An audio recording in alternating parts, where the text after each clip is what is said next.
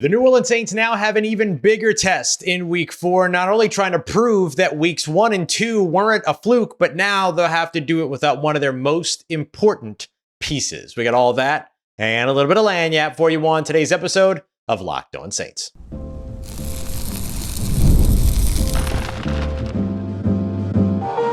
You are Locked On Saints, your daily New Orleans Saints podcast, part of the Locked On Podcast Network. Your team every day. What is good, Who Dat Nation and Who Dat family? I am your host, your friend Ross Jackson, New Orleans native, your New Orleans Saints expert and credentialed member of the media covering those New Orleans Saints as a Saints beat writer over at LouisianaSports.net and Saints analyst with WWL TV. And on today's episode of Locked On Saints, the New Orleans Saints are losing starting center Erik McCoy for somewhere between 6 to 8 weeks due to his injury that took place week 3. How will the New Orleans Saints rebound from that? We'll discuss the stress, the pressure that this puts on offensive coordinator Klint Kubiak. We'll take a look at 3 outside options that the New Orleans Saints could consider, whether it's adding to their depth or potentially even trying to find a new starter at the position. And we'll take a look first at simply how this impacts the New Orleans Saints and how they will look to cover the Erik McCoy loss. We appreciate you very much, as always, making us your first listen and for being an everydayer here on the show, which is a proud part of the Locked On Podcast Network, your team every day. Today's episode of Locked On Saints brought to you by our friends over at Game Time. Download the Game Time app, create an account, and use the promo code LOCKEDONNFL for $20 off of your first purchase. Terms apply. All right, so not the greatest news for the New Orleans Saints going into this Tuesday as we look here on Wednesday at how this impacts New Orleans. The Saints will be without starting center Erik McCoy for at least 6 weeks as he undergoes surgery from the injury that got him taken out of the game, or that took him out of the game, rather, against the Philadelphia Eagles, just 3 snaps into that matchup. And we saw how much the New Orleans Saints struggled without Erik McCoy in that situation. Now the Saints are going to have to figure out how to combat his loss for multiple weeks, right? This is an extensive situation for New Orleans. Now, thankfully not season ending, right? So still an opportunity for him to come back at the latest, I would say maybe after the bye week ahead of their home game against the Los Angeles Rams, maybe at the earliest, I think it's the week 11 matchup up against the Atlanta Falcons at home. Somewhere in that range is when Erik McCoy should be on his way back, though we know he's a very tough dude, and so we'll push to probably try to beat that timeline if possible. But look, surgery is surgery, and you never know how these things go. So this is going to be a big one to watch and to make sure that it doesn't turn into an even longer absence as well, just thinking about all the different possibilities out there. Speaking of all the different possibilities, the New Orleans Saints have a lot of ways to kind of navigate this loss. So let's break down some of the things that I think that the Saints could do from most likely to least likely. Here's what I think is the most likely thing. First of all, you put Erik McCoy in injured reserve, knowing that you're going to bring him back as soon as he's recovered and ready to go, all that. You know he's going to miss at least 4 weeks, so you might as well put him on injured reserve and free up that roster spot. Then I think what you end up doing is having either Lucas Patrick, the starting left guard, or Cesar Ruiz, the starting right guard, slot in at center. The New Orleans Saints don't have a backup center, a pure backup center that they keep on their roster. It has been something that, from a team building perspective, I've talked about being something that maybe the Saints should consider revisiting for years and years and years now. Here's another example of the Saints having an injury at one spot on their offensive line, but then now you're going to have one player playing out of position and a backup at an entirely different position playing and starting for you. This has been long since been a roster building issue, in my opinion, for the New Orleans Saints. But nevertheless, this is the way that they do it. So how do we work within those bounds? Well, we imagine that the Saints instead would turn to either Lucas Patrick, their starting left guard, or Cesar Ruiz, their starting right guard, to play center. Now, what I have seen from Lucas Patrick at left guard has been far better than what we have seen from Cesar Ruiz at right guard or Lucas Patrick at center. My vote would be to take Cesar Ruiz and move him back to center. That was his natural position when he came in out of college. That's what he did when he was at Michigan, and he was really, really good at it. Put him there is my thought, but what I think the Saints will do is move Lucas Patrick there. The Saints had several different players taking snaps at center all throughout the offseason. None of them were Cesar Ruiz. It was Erik McCoy, it was Shane Lemieux, it was Lucas Patrick, it was Kyle Hergel, but we did not see Cesar Ruiz getting any of those center snaps. So I think that the Saints will go with Lucas Patrick. He's got more time on task at the position. So you put Erik McCoy on IR, move Lucas Patrick to center. Then you need a new starter at left guard.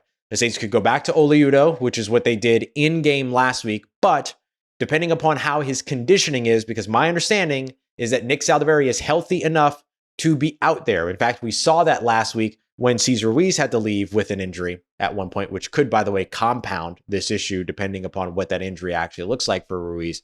But when he left, Nick Saldiveri went in at left guard, and then Oli Udoh moved over to right guard. So the Saints could potentially still look at Nick Saldiveri there if his football conditioning is in place to be a starter for the New Orleans Saints. This is a guy that they traded up to in day 3 to grab with the very first pick of that selection last year, second-year player draft pick. An opportunity for him now awaits, potentially. Saints could also go to Landon Young at that starting left guard spot as well, another guy that they really trust. But I have the feeling that they might want to reserve him as their 6th offensive lineman. We'll see which way they go with him.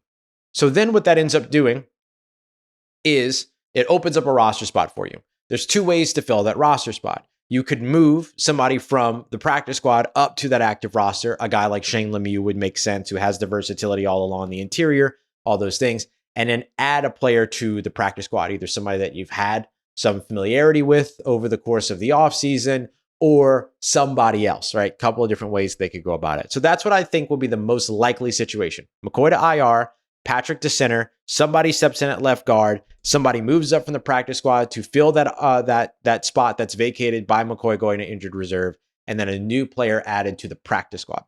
The less likely situation, but still an option for New Orleans, would be to take Erik McCoy, send him to injured reserve, and then sign a new player to either start at left guard or start at center, or simply provide depth on the offensive line by looking out on the free agency market or other available players. I think that's going to be less likely.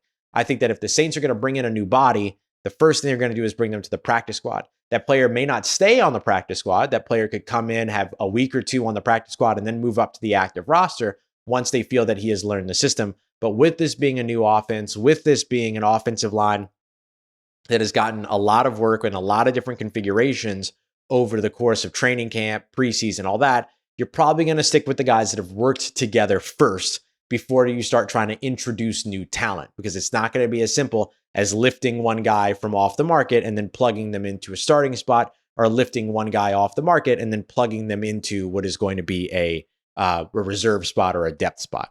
So I could see the Saints elevating somebody from the practice squad and opening up. The even less likely scenario is that they trade for a starting center. A, players are not trading away their starting centers. B, you're probably not trading if you're the New Orleans Saints. You want to have a lot of decision-making over who is going to be the guy that ends up coming in and joining your locker room, culture fit, all those other things. So you're probably going to want somebody that you've got some familiarity with one way or another, whether it be your coaching staff from previous stops or whether it be with guys that you worked with over the course of training camp, like a Tremaine Ankrum or something like that, for instance, or a Jesse Davis or something like that.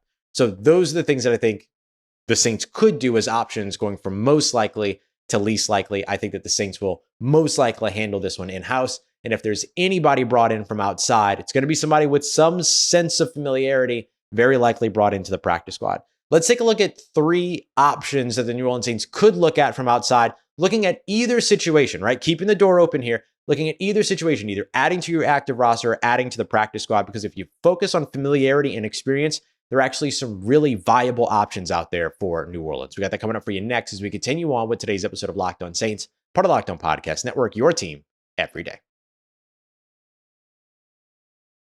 Today's episode of Locked On Saints brought to you by friends over at FanDuel, America's #1 sportsbook. Looking at the New Orleans Saints right now, still as underdogs on the road up against the Atlanta Falcons. I'm curious to see if the line moves even more now with Erik McCoy out, but at the moment, still 1.5-point underdogs going into this game in Atlanta. A big rebound opportunity for the New Orleans Saints, but with the loss of McCoy, it's not going to be easy. So do you like the New Orleans Saints to cover?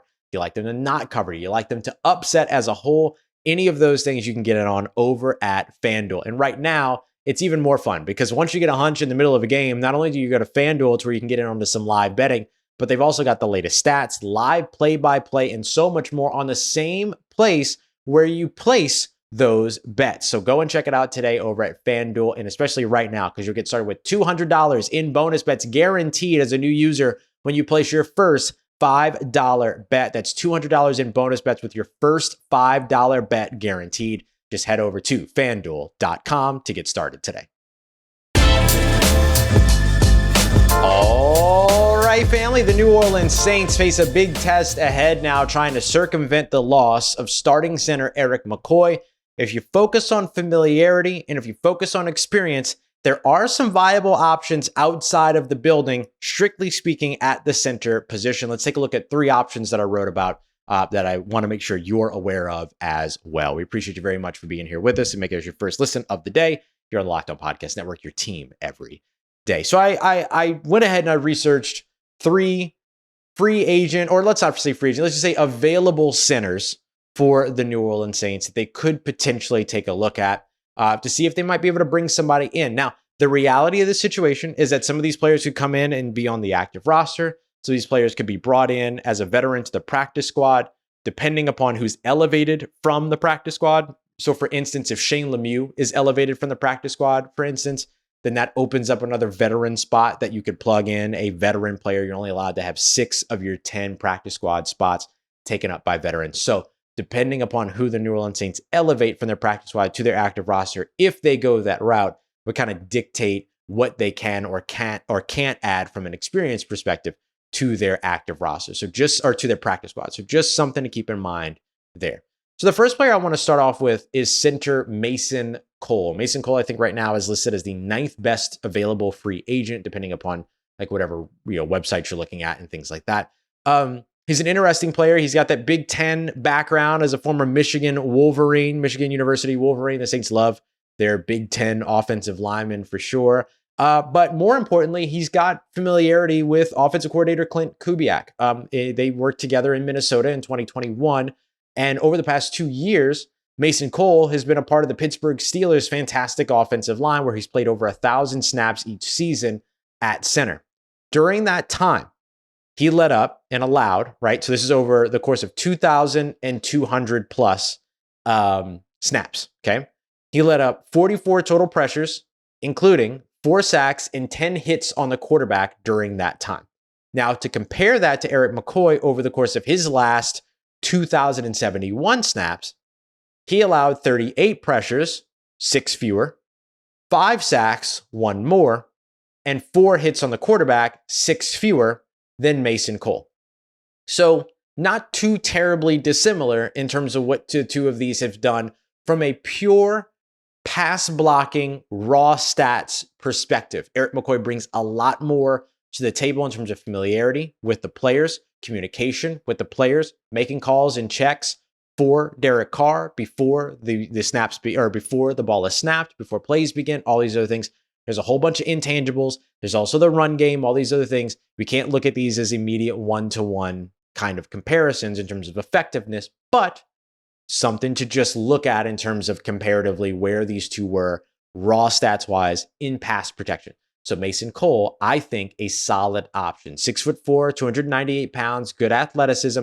He's somebody that could be either added to the active roster, considering the fact that he just spent 2 years starting for the Pittsburgh Steelers, could come in and start for you as well, and could also be added to the practice squad if a veteran spot opens up and they elevate a veteran from the practice squad to the active roster.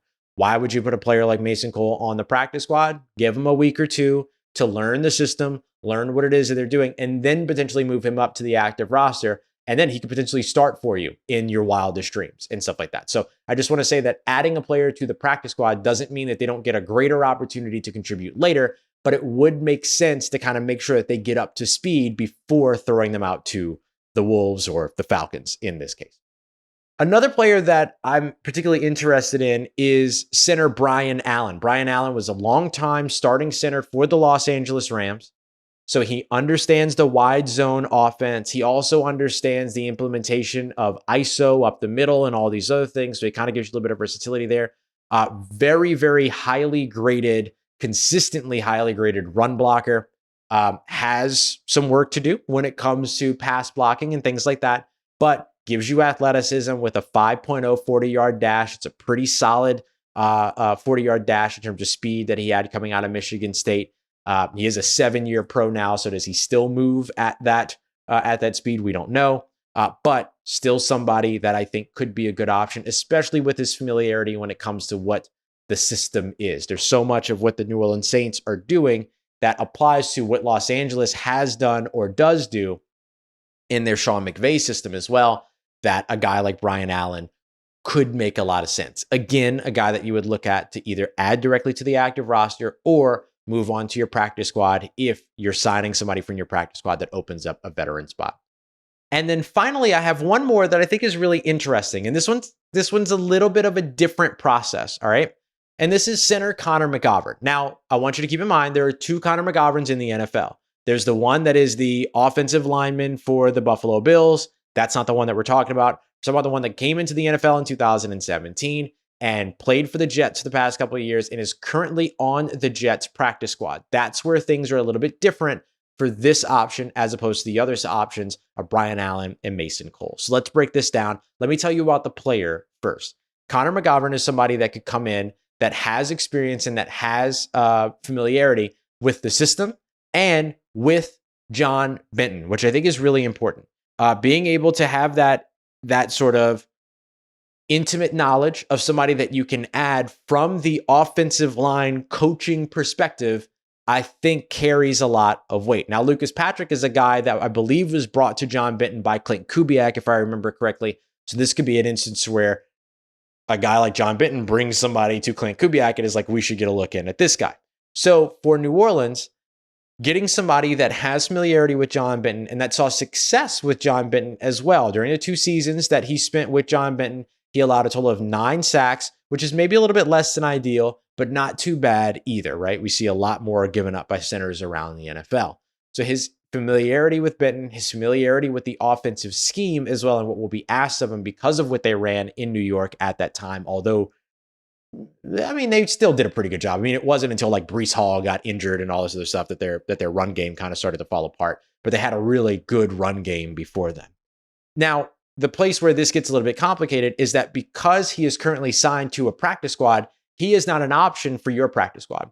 If you sign him from the Jets practice squad, you are required to put him on your active roster. So we'd have to immediately go to the Saints active roster in this situation, which is not a bad situation. Just something to consider in terms of what that actually entails for all of that. We just got a little bit of news here that I want to update you on. According to Nick Underhill, the Saints worked out center Brian Allen, tackle Gottlieb Ayedzi, I'm sorry if I pronounced that incorrectly, Andrew Coker, as well as guard Chris Reed and guard Josh Sills. So Brian Allen on this list. Brian Allen makes a ton of sense. And so them already getting a little bit of a workout in with him, maybe, we'll see if the Saints do end up going that route. But I think Brian Allen would be a really solid option, especially as somebody, again, that you have the flexibility to add to your your active roster, as well as to your practice squad. So lots of things that you might be able to figure out there. But I could see the Saints going in any route, in any direction with either of these 3 guys. So Mason Cole, Brian Allen, Conor McGovern, among the names to watch. The Saints will also have familiarity with other players that they might want to bring in as well. So we'll get a better idea probably tomorrow when we get out to practice and find out who it is that the New Orleans Saints have added, whether it be to their practice squad, their active roster, moving guys around, all this other stuff. So options out there for New Orleans. It's not the end of the world just yet. It's just a very, very tricky path forward at the moment. Coming up next, this is going to put a lot of stress on offensive coordinator Klint Kubiak, and I'm honestly pretty excited to see how he handles it. We got that coming up for you next as we continue on with today's episode of Locked On Saints, part of Locked On Podcast Network, your team every day. This show is sponsored by BetterHelp. BetterHelp Therapy Online is absolutely awesome, and it is online, which makes it even awesomer. I mean, it gives you the opportunity to be able to take care of yourself, get sort of those mental reps, a little bit of that mental health work in at the flexibility of your own schedule because it's entirely online. It's designed to be suited to your schedule and convenient for you. No waiting rooms, no sitting in traffic, none of that. Everything at your fingertips when it comes to your ability to log on and do a video chat, phone call, whatever it might be. And if you think about it, like when's the last time you really loved to learn? That's one of the things that I really dug into in my therapy because I use BetterHelp myself. And one of the big things that I learned was that we kind of lose a little bit of that childhood wonder over some time. And so it's been nice to kind of dive into that and kind of reinvigorate it in myself. And I hope that you'll get that opportunity as well. So rediscover your curiosity with BetterHelp today. Just visit betterhelp.com/lockedon and you'll get 10% off of your first month. That's BetterHelp, HELP.com/lockedon. Let's get it, Who Dat Nation. New Orleans Saints offensive coordinator Klint Kubiak now has a tall task ahead of him, not just trying to prove that what the New Orleans Saints did over the course of the first 2 weeks was not a fluke, but he also will have to do that without one of the most important players on the entire roster. It's a big week for Klint Kubiak to have to prove that over on the offensive side. So let's break it down. I mean, what does this mean for the New Orleans Saints? Well, look, Eric McCoy does a lot more than just snap the ball and block. He's a supreme communicator, a very important communicator along the offensive line. We talked last week about addition by subtraction when it came to quarterback Derek Carr. And Derek Carr being a guy that has had to in the past constantly rely on doing things like making checks and making calls to the line of scrimmage, all that other stuff. It's a challenge sometimes when you have to do all of those things. Well, Eric McCoy has been a big part of taking some of those responsibilities off of his plate by helping to make some of those checks, those IDs, things like that at the line of scrimmage. So that's another place where he helps you big time. The other piece is communicating with the offensive line all throughout, communicating stunts, communicating twists, communicating when a stem happens. Stems meaning when a defensive line changes its formation or configuration or alignment right before the ball is snapped, things like that. Eric McCoy is a phenomenal diagnosticator. I don't know. He's really, really good at diagnosing what it is that opposing pass rush packages or pressure packages are trying to do and communicating that so that the rest of the offensive line is ready to act accordingly. So that's another big thing that you're missing with Eric McCoy. Plus, you're simply missing a leader on that offensive line. Now, somebody's going to step up to be a leader. I spoke with John Minton last week, and one of the things that he very much commented on when it came to Lucas Patrick is his ability to be vocal, his ability to vocalize, his ability to communicate, all those other things. So as long as Lucas Patrick can see the field the same way that Eric McCoy can see the field, if he's the one that's tapped to step in at center, which again is what I would expect at this time. We'll see if they go a different route, but it's what I expect for now. Then I think that you're going to be in good hands in terms of the ability to communicate. The big thing is going to be, can he see the field the same way that Eric McCoy sees the field? Can he see it as quickly? Can he communicate it as effectively, right? It's one thing to be able to communicate, another thing to be able to communicate effectively. So those are going to be two different things. So I have a lot of comfort, I guess the Saints would have when it comes to Lucas Patrick. He was their second best, has been their second best offensive lineman right behind Eric McCoy for a little while. Up until week 3, he was the second best offensive lineman in the NFL, according to Pro Football Focus. Eric McCoy, of course, being number 1. So these are going to be things now that Klint Kubiak has to help to be able to sort of overcome, right? How do you help to get Lucas Patrick or whoever is going to be starting at center all the information that they need to be able to maximize them and bolster their ability? You know, when we watched Eric McCoy leave the game 3 snaps in up against the Philadelphia Eagles, things did not go well for the New Orleans Saints offensive line after that, particularly on the interior. Jordan Davis of the Philadelphia Eagles, defensive tackle, had a freaking field day with the New Orleans Saints in their backfield. You look at the last pass where Derek Carr throws a pass down the field to Rashid Shaheed that ends up getting intercepted by safety Reed Blankenship. There's 3 defensive linemen in his face on the pass rush. This was all sort of a haunting reminder of what last year's offensive line was just like. And remember, coming into this year, coming into training camp, coming into the preseason, coming into the regular season, the offensive line, that was a big concern for New Orleans. Offensive line, defensive line, those are the 2 big concerns for New Orleans. And now you're right back to being concerned about the offensive line. It's wild how much of a difference 1 week made, right? Like the Saints coming off of that win up against the Dallas Cowboys on high, 91 points, second most points scored in NFL history, tied for second most points scored in NFL history over the course of the first 2 games. And then you come into this Philadelphia Eagles game, you drop 12 points. Your offensive line can't hold up. Your quarterback is under Derek Carr was under pressure more times in this game against the Philadelphia Eagles than he was in the first 2 games combined against the Carolina Panthers and the Dallas Cowboys. And no matter how bad the Baltimore Ravens made the Dallas Cowboys look, the Dallas Cowboys defense is still a very good defense, and the pass rush group in particular is still a remarkably talented pass rush group. And so the New Orleans Saints performed extremely well against that situation. But got absolutely wrecked when it came to the play of the Philadelphia Eagles, just outplayed in those situations. And so now for Klint Kubiak, he's got to be able to game plan around all that.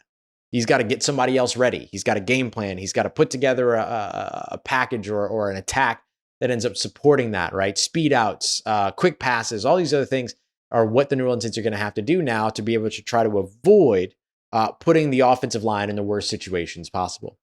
Now, we saw the New Orleans Saints struggle against Philly, as I was highlighting there. How much of that was the New Orleans Saints offensive line struggling? A. B. The Philadelphia Eagles playing extremely well with a very good game plan. Or C. How much of it was the New Orleans Saints struggling to be able to adjust in the moment when it came to making up for a missing player? Now, we know the next man up mentality, but look, there's a reason why you re-sign and extend guys. There's a reason why you keep players around. There's a reason why you give them better contracts and try to keep them in the building. It's because they're really, really good options, and there's going to be a drop-off from one to the other. So how do you circumvent that? So did the New Orleans Saints fail to circumvent that last week against the Philadelphia Eagles because they were doing it in game? And now will they be able to do it better because there is a week of practice for them to be able to kind of prepare for this situation? That, I think, is where you're looking for the New Orleans Saints to kind of prove something, right? And that's the part that puts a little bit of pressure, a little bit more pressure on Klint Kubiak, because he's already kind of tasked with the badge of honor this week of proving that what the New Orleans Saints had over the course of the first 2 weeks was not a fluke, and what happened to them week 3 was a fluke. Doesn't mean they have to go out there and score 40 points up against the Atlanta Falcons, although you'd love to see it, don't get me wrong. But it does mean that the offense has to perform better than it did last week against Philly, right? String together drives, be able to run the football, buy Derek Carr time, keep him clean so he can deliver, and all these other things. People are still complaining about the New Orleans Saints play calling. Watch the tape. Watch the tape. There's nothing wrong with the New Orleans Saints play calling. There just was no time to take advantage of the good things that were being called. There was just no time on the offensive line. So the Saints are going to have to figure out how to navigate all of that. And now they have to do it without their starting center. And that's not going to be easy. That's not going to be easy. And Nick Underhill said this on Twitter. I want to make sure that I say this as well. The Saints injury report on Wednesday is probably going to be terrifyingly long, but just wait it out throughout the week and see how things go. Remember, the NFL changed the rules. If any player has any kind of injury at any point, it has to be reported. So you've seen Rashid Shaheed for weeks on the injury report with full participation due to a finger injury, and he's played every game and all these other things. So just don't overreact to it, but we'll see how things go later on today when the New Orleans Saints wrap up their first practice, and we'll see if the New Orleans Saints go any route in particular in terms of bringing in new players, new faces, things like that to help them out in this situation. But if ever you were looking for a time to believe in offensive coordinator Klint Kubiak, this is the time. This is the time because he and Derek Carr can do a lot to overcome what might happen over on the offensive side, offensive line. And look, John Benton, Rick Dennison, those guys that work with the offensive line and work in the run game coordination, they're going to play a big role this week as well. So lots of stuff to watch for the New Orleans Saints over the course of this week as they try to navigate what is now a very, very complex and very, very challenging situation for any NFL team to lose their starting center. Can they overcome it? Certainly would go a long way in terms of proving something if they can. All right. Coming up in tomorrow's episode, Crossover Thursday, myself and Aaron Freeman breaking down this matchup. If I can, I'll go live later on today to give you the updates on what we see during practice. And of course, we'll keep you up to date with everything going on with New Orleans when it comes to potentially adding new players and trying to navigate this situation. We appreciate you very much. As always, make it as your first listen. For your second listen, go and check out Locked On NFL. 2 shows a day over on Locked On NFL. Make sure to go and get all your NFL news with the Locked On Podcast Network, your team every day. Thank you very much for making us your part of your day, part of your routine, for saying yes to me on the show. As always, if you see me, please say hi. If you need anything else around your New Orleans Saints in between these episodes, make sure you follow me on your favorite social media at Ross Jackson, NOLA. Hit me up. Let me know how the family's doing. Let me know how you living. Let me know how you're momming them. And trust you, that nation. I'll holla at you.